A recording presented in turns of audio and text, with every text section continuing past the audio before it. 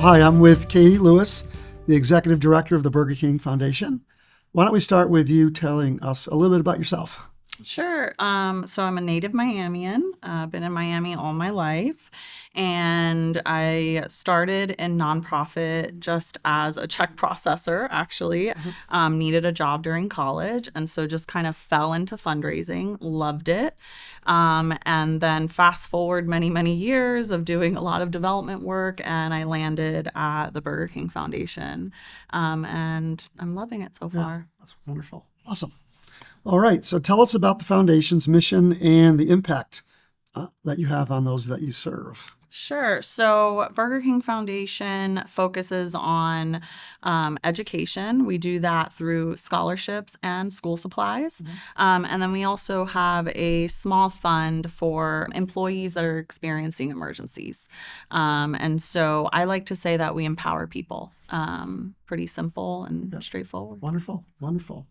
When you took the helm of the foundation, you had the opportunity to reinvigorate its mission, set a new long-term strategy for the organization.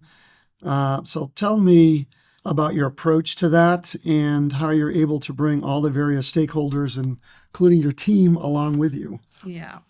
Sure, no easy task. No easy task. No. So I was pretty lucky because I walked into the foundation. They had been around for 20 years already. So there was something that was very strong in that history. It was started by our co-founder of our brand, Jim McLemore.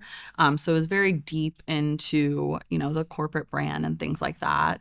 But unfortunately, there had been a gap in leadership before I walked in. And so, like you said, I needed to invigorate people again. I needed to get them excited. And I think they just needed a reminder that the foundation was around, that we were doing things, that it was important for them to be involved in their own communities. And so it just took a little bit of me, being in their face a little bit and communicating. The team was fairly easy. I feel like as a leader, when you have a vision and you're passionate about something, if people see that as something genuine, they'll go with that. They want to have something to attach themselves to. So the team kind of I picked them up and put them on my back, and we went to work. Yep. So Did you use data? Of course. A lot of data? Yeah. So data basically drives everything that you do in fundraising. I don't have to tell you that. And so, we already acquired Blackbaud when I had started the role. And so I just kind of went in and said, okay, well, how are we utilizing it? We tweaked a few things. We added some appeals, started running more reports. And so it has driven the decision making. If it can point back to data, if you can tether something to data, the numbers don't lie. Right. So yeah. It supports the message to get people excited to move forward. Exactly. Yeah. Fantastic. Exactly. Okay, another question. Relationship building Yep. and innovation are core to the way that you lead, I've heard. And how did focusing on these two areas help you raise a record $8.2 million last year? Thank you. So like I said, I just needed to be in their face a little bit. I needed to communicate. I needed to let them know, hey, this is what we're doing with the funds that you're raising. Burger King as a corporation, they give us a small corporate gift, but most of our fundraising happens in the restaurants by the team member. And that comes from the franchisee saying, hey, you've got to do this fundraising for the foundation. And so we've got to communicate where they're at. We have to say, hey, you fundraised X amount, and this is what that money is going towards. And so as they heard from me more and saw that, I was serious about this, I cared about this work, and that relationship building started. Relationship building has been the key to my career. It's what I love to do. I love to know people. I love to see, what drives them, and how I can kind of connect into that. And so that was, invaluable to get to know them. Yeah, it's interesting, thinking about your model, because it's a franchisee model. So you don't own, they're not employees, co-employees. Correct. And so can you talk a little bit about working with the franchise owners and having to, I'm assuming, build relationships and get them to participate when it's their employees? Right, exactly. Yeah. So in my prior life, I was at United Way, and I had, a hefty list of donors that I worked with, over 400. Same thing for the franchisee model. We've got over 400 franchisees. And so in my mind, I just say, these are my donors. I need to make my moves and my actions with all of them. I need to call them up. I need to make sure that I know what's going on with their grandchildren or whatever the case may be.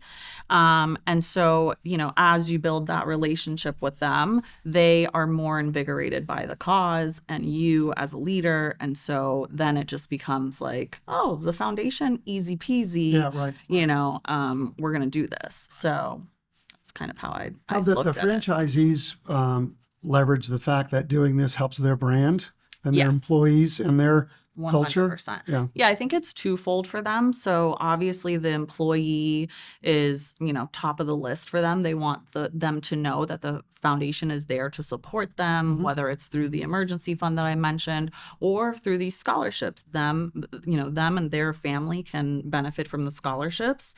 But also they know that it's important to be involved in their communities. And so, and that will drive their business, right? So I think they look at the foundation in terms of like, yes, it can help the employee. It's an employee proposition, but it's also a community and proposition to drive business. Right. Awesome.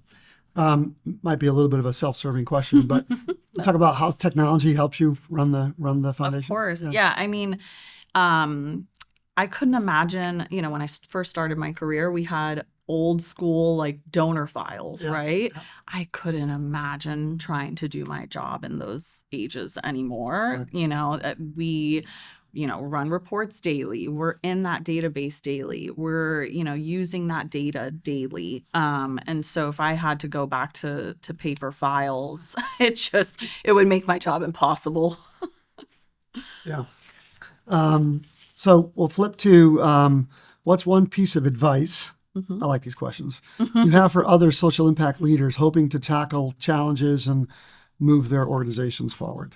I mentioned it a little bit before, when I talked about vision. I think people want, unfortunately, I've experienced some bad bosses in my life. And so, yeah. So you look back and you say, well, what did I need from that person? What did I need in my career at that point from that person? And, I think a lot of the times it's vision and caring about your people. And so I think that's what has been the key for me is that, have a vision, tether people to it. Right. And the rest will just fall into place. Outstanding. Yeah. Last question. Yeah. What's the go-to Burger King order? Go-to for me, I'm a classic girl. I like the Whopper, but I switch it up a little bit. I get onion rings.